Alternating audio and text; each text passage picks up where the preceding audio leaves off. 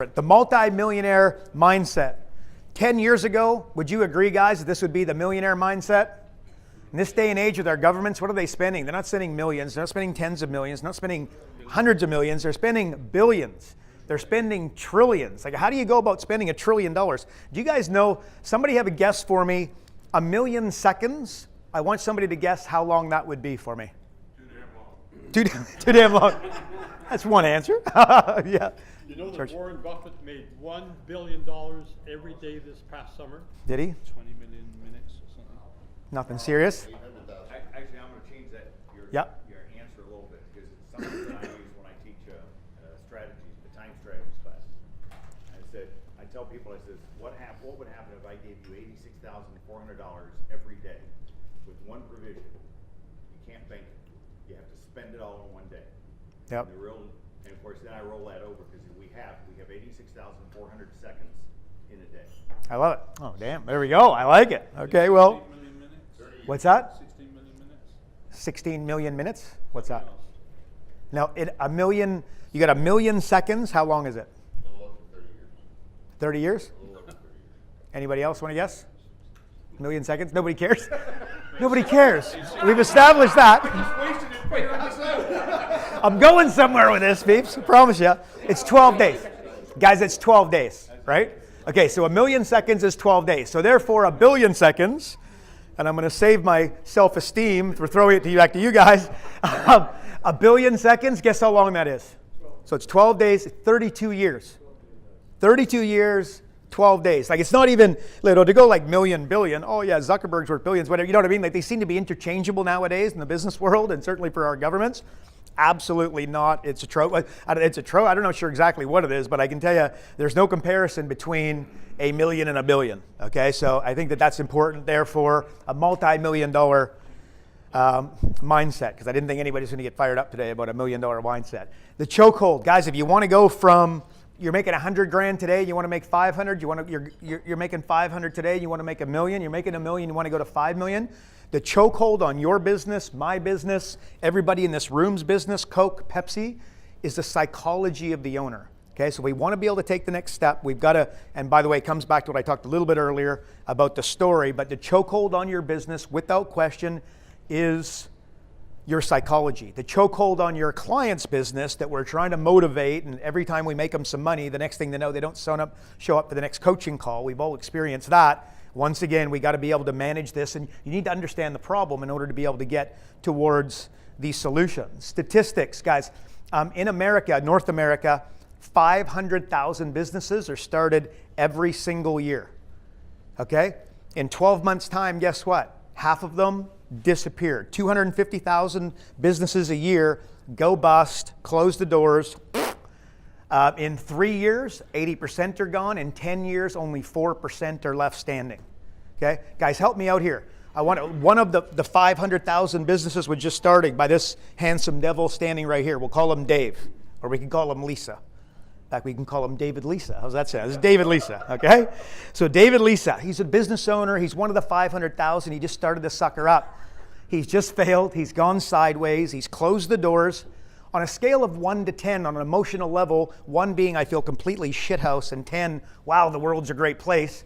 How does my buddy David Lisa feel? 1, we agree? Is his first business? On an emotion. What's that? His first business? It's David Lisa's first business. Are you remember? It's his first business. Again, on an emotional level, how's he feeling? Pretty shit. On a spiritual level, how's he feeling? 1 or 10? 1. On a physical level, how's he feeling? Like, okay, and now, by the way, what's the conversation with his kids look like? What's the conversation with his wife looks like? What is the conversation within his own head? Because if his wife's bitching at him, could you imagine what he's doing to himself? Especially an A-type personality and the guy that's going to go out there and kind of put himself out there. I want you to think about this, because what do we always say in coaching? And I was going to kind of throw this out a few times as we were going through the last session, but with fear of running over time and that sort of stuff. Put up your hand if you've really established your why, just with a show of hands. See, there's definitely a few hands that haven't gone up. I would encourage you to start thinking along those lines. As you guys know, my big brother committed suicide when I was 16 years old over a business failing. Can you imagine? He's one of the 250,000. Because if you want a why, this is where I think those statistics is a fantastic place for you to start. If you want to wake up at 5 o'clock instead of 6 o'clock, not a bad idea to be, to be thinking about this guy, David Lisa. It's a fantastic name, David Lisa. To get him motivated. You know what I mean? So again, as you're trying to establish what that is, and by the way, and I'm not going to push my why on you or anybody else's why on you. It's all about, it's your ride, it's your journey, it's your business. It's over the next 10 years, you're going to be the one picking up the phone and making the phone calls for this thing. But that's, I would encourage you big time to really spend a little bit of time to work out what the hell is, why are you doing this stuff? And we heard time and time again as we went through the room. They've got no money, they think it actually makes some money, and they don't show up for the calls. We've all experienced that. Well, there's no such thing as a bad student, though. There's only a bad teacher. It's our job to be able to get inside their head and find a way to be able to motivate these guys. What's the old saying? Where focus goes, energy flows. And once again, what is it when you guys are waking up in the morning and when you guys are speaking to these business owners, what is the conversation? If you pick up the phone, let's say, for instance, there's like a cold call about to happen. We did it earlier when we ran around and kind of did the train and, running, getting our psychology up or our physiology kind of a little more active and then taking our state up a couple notches. If you're going to be making that phone call, that's the time to be doing it. So when you're focusing, remember, there's 3 things that you can focus on at any time. Focus, meaning, do. Okay, what are you going to focus on? Positive or negative, particular event. Most importantly, what's the meaning that you're going to attach to what it is that you're focusing on? And therefore, the answer to those 2 will dictate what you will then do. If you sharpen up your decision-making skills and you start focusing on significantly more important, more exciting, things that you feel are going to make a bigger difference in your existence, your life, and the people that you want to affect, you'll attach a significantly cooler meaning and a more motivating meaning. All of a sudden, you start making those calls a little bit easier with a little bit more panache. And what are you going to be doing? You'll be making, a few extra phone calls, knocking on a few extra doors, sending out some extra emails, running some more webinars and what have you. The good news is it's all about the fundamentals, right? If you know anything about karate, there's 12 moves in karate. So you and I start tomorrow, there's 12 moves. You and I are the world champion, there are 12 moves. This guy's just significantly more refined than the guy who's starting up today. In business, guess what? We've got some fundamentals. And in fact, I was talking to Peter and Ange, Peter Lawson, James is going to punch me afterwards. James and Ange last night, I actually threw it. I had this presentation totally different. I went back and I went, hang on, I got to change something big time. I'll get to that in a minute. But basically the fundamentals, in fact, a good story, and some of you guys would have heard me say this. Vince Lombardi, right? You guys follow football at all? The name of the trophy is, the Lombardi, it's literally named after the man. Okay, so he took over the Green Bay Packers in 1959. In 1958, they had 1 win. They hadn't had a winning season in 11 seasons. They bring on Vince and say, okay, you're going to be our coach. He walks into the dressing room. The first chat that he says, the first, spiel he gives is, guys, as a head coach, I've never had a losing record. I'm not about to start with you guys. They had 1 win the previous season, and he's staring at 80% of the same players. Right? Well, they go in the first game, they play in Lambeau Field, beat the Chicago Bears 9-7, or actually it was 9-6, and if you know Lambeau Field, not the easiest, field, especially back in those days, to go in and win. They ended up going, what did they go? They went, there's 12 games in it, they had a winning season. They went 7-6, 7-5 in the first year. The following year, they went 8-4. He won Coach of the Year, and the following year, and made it to the Super Bowl. Lost next year, 11-3, won the Super Bowl, and on it goes. But the moral of the story, and effectively what I'm getting at, is what he talks about is in the first training. He walked into the dressing room. He grabbed a football. These are professional athletes, professional football players. Grabs a football. He holds it up in the air. He goes, "Guys, this is a football." You can imagine the response that he got, right? Like, what the hell? Like, okay, guys, look, boss, we got that one. Well, basically what he's doing is he's going over the fundamentals. He didn't come in and the way that he won the Super Bowl, he didn't all of a sudden, do tricky plays and start doing reverses and have the receivers throwing the ball instead of the quarterback. That's not what happened at all. That would have been an exciting game, by the way, if he decided to do that. But that's not what he did. He did the fundamentals his team did the fundamentals, including he taught them in one practice how to put on their socks and then their shoes. What would be the purpose of that? If you don't put on your socks right, you then put on your shoes, that's going to cause a blister. The blister happens on Tuesday, and on Sunday, that's going to affect our performance. You affect our performance. You diminish our ability to be able to win the game. So the absolute fundamentals. Again, good news, guys. Guess what business is? It's a series of fundamentals. And this is what I changed last night. So when I started this, I had I think it was 60 fundamentals, right? And I went from 60 to 40, and I went from 40 to 20, and I'm like, holy cow, I'm never going to get this done because I got to come up with 3, right? This is the way, whatever. I'm like, okay, 20 to whatever. I ended up getting to 3, and I'm like, holy smoke, this is what I came up with. By rights, I had standards first, and it kind of makes a little bit of sense. But after speaking to these guys, I was like, you know what? Speed, and it just reflects very much what we were talking about here earlier. We did a little bit of a mastermind. It's about making something happen. But so fundamentals guide, 1 is speed, 2 is your standards, 3 is the influence that you have. Very quickly, let's go through them. Number 1, speed. Money loves speed. Money hates procrastination. You've got to, how many of you would find yourself guilty? I can see a few smiles and a few laughs.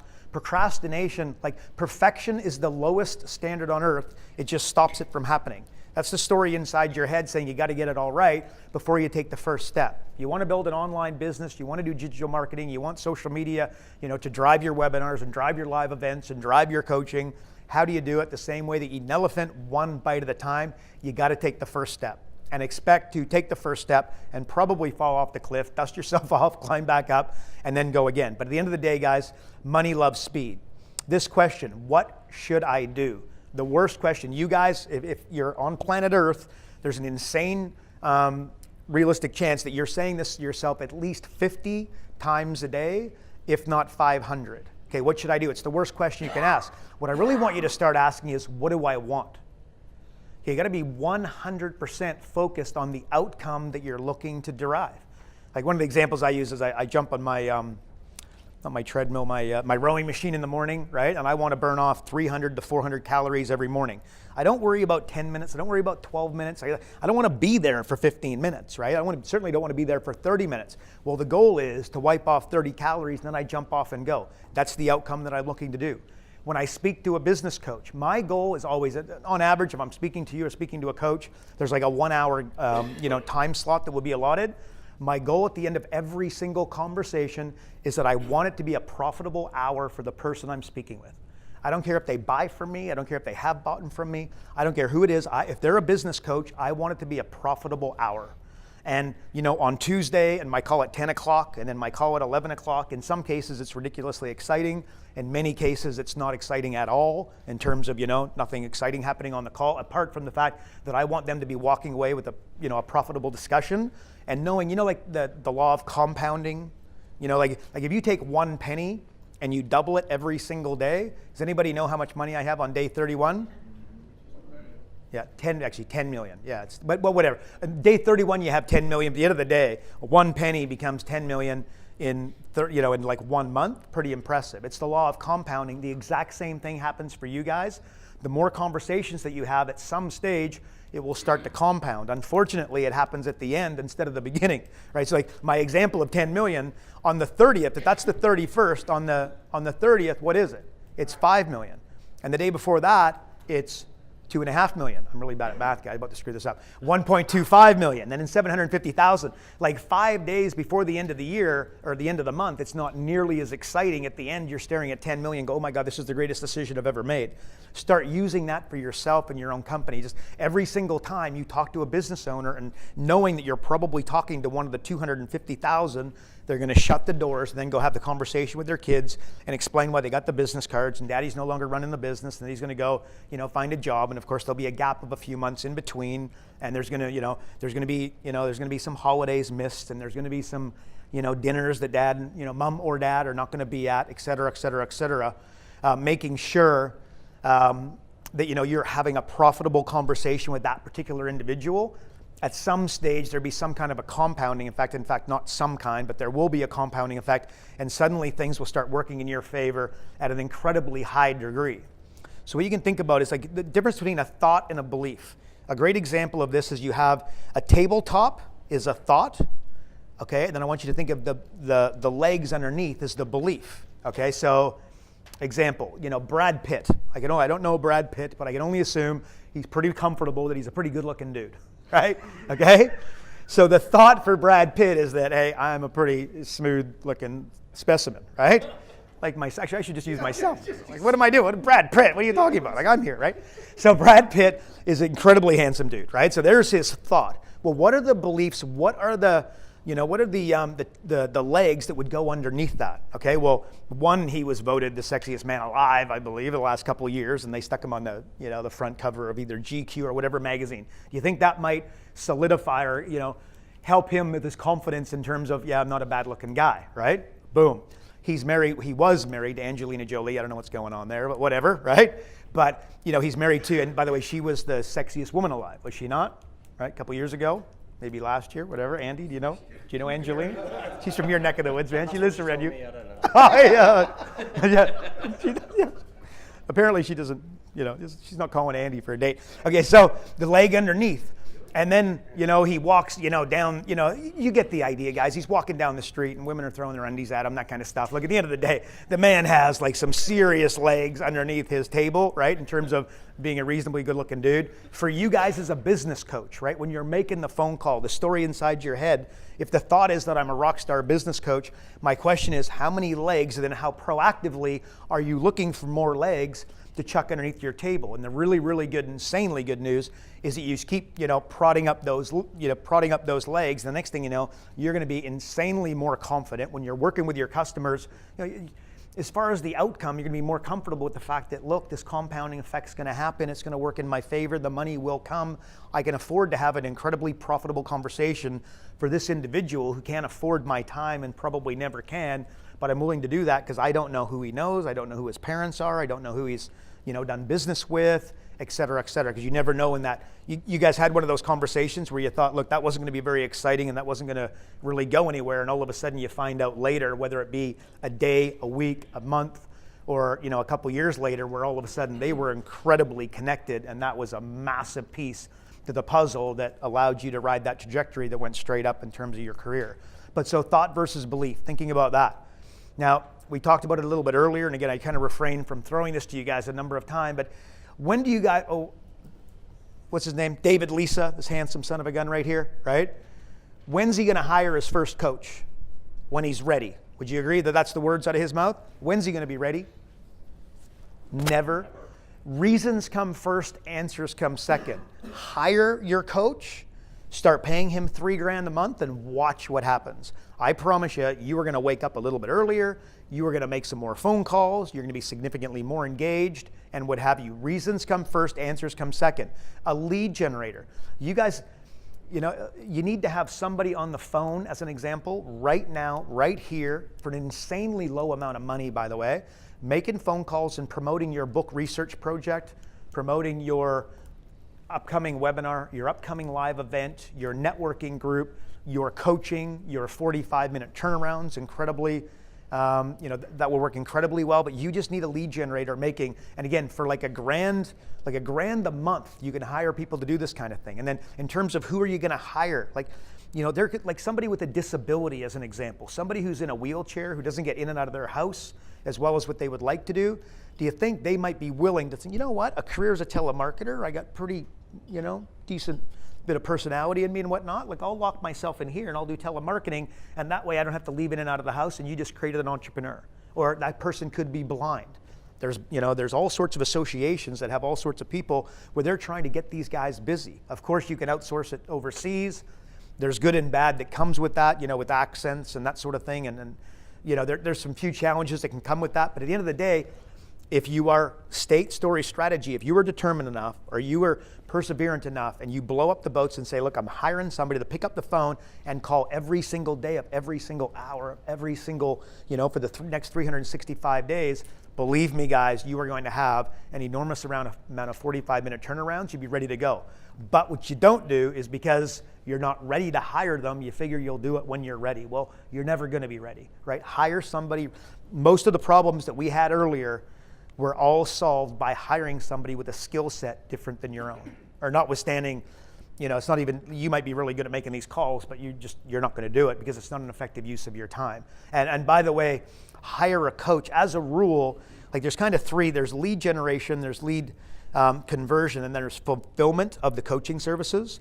For whatever reason, people just, and if you want to be a coach, then be a coach, and that's awesome. But I can tell you, there's so much more time involved in the fulfillment and the weekly coaching than there is in the lead generation and the conversion.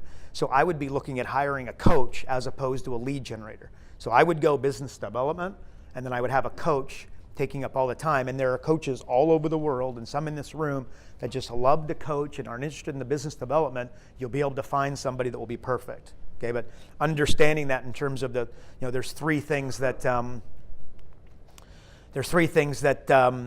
you need to service in your business: the leads, the business development, the conversion, the closing, and then the fulfillment. But the fulfillment is the one that takes up the most time, and that's the first one that I personally would outsource if I were you guys. But once again, you got to look at what you want to be doing. If you want to be the coach, then be the coach. Now you got to find a business development guy. Be fast, but be flexible. It's very important. If you are going to take on this persona and you're going to become, and remember guys, the name of the presentation is it's a multi-million-dollar mindset. If you want to go and you want to build a 7-figure business, and then once you get the 7 figures, you want to take it up a notch, another notch, you're going to need to do some of these things, and you're going to need to act quickly.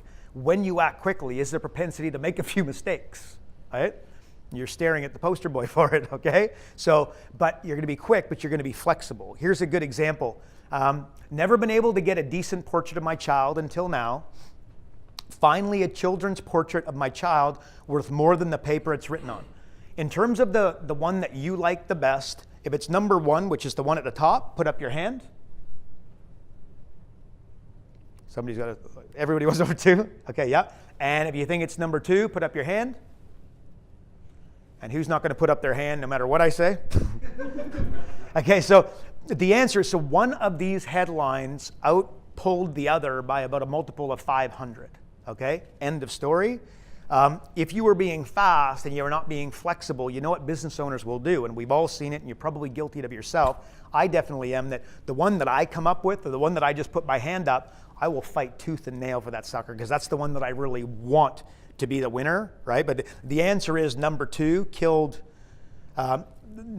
Number 2 killed the other one, but that's a little bit irrelevant. It's not irrelevant. It's absolutely relevant, and you got to measure the results.